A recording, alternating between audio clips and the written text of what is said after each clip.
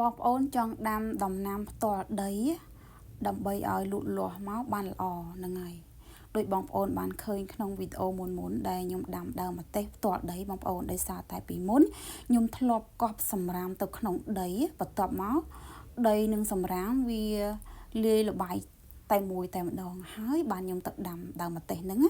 ហ្នឹងហើយឥឡូវនេះបងប្អូនខ្ញុំចាប់ដើមធ្វើវីដេអូចែករំលែកឲ្យបងប្អូនទស្សនាបានឃើញជាក់ស្ដែងឥឡូវនេះបងប្អូនចាហើយយើងក៏សេវ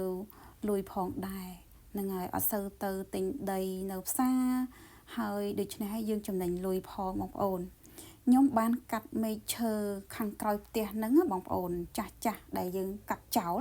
ក៏ប៉ុន្តែខ្ញុំអត់យកទៅចោលទេខ្ញុំយកទៅហាលថ្ងៃឲ្យស្ងួតបន្ទាប់ពីស្ងួតហើយខ្ញុំបានចិញ្ច្រាំទូចមិចចូលគ្នា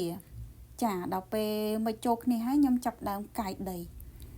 ហើយយើងប្រមូលសម្រាមដែលយើងបានចិញ្ច្រាំរួចហើយហ្នឹងយកទៅកប់ក្រោមដីពេលដែលយើងកប់រួចហើយយើងវាយដីឲ្យស្មើ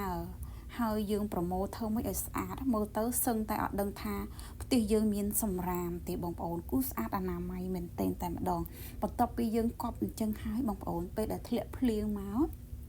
សម្រាមក្រោមដីហ្នឹងវាចាប់ផ្ដើម